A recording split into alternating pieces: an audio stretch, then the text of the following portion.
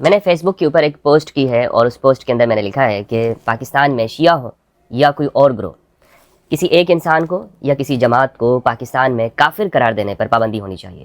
بسم اللہ الرحمن الرحیم۔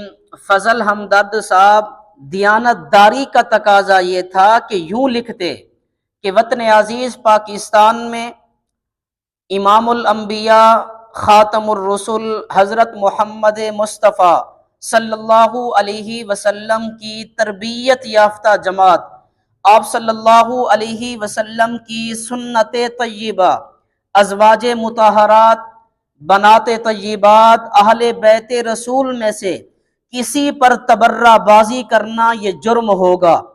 ہمیشہ فرقہ پرستی کا مظاہرہ کرنا، ایک ہی فرقہ کی وکالت کرنا، انہیں ہمہ وقت پارسا ثابت کرنا اور پھر خود کو اہل سنہ میں شامل کہنا، کیا یہ منافقت نہیں ہے؟ نہ خنجر اٹھے گا نہ تلوار اس سے، یہ بازو میرے آزمائے ہوئے ہیں۔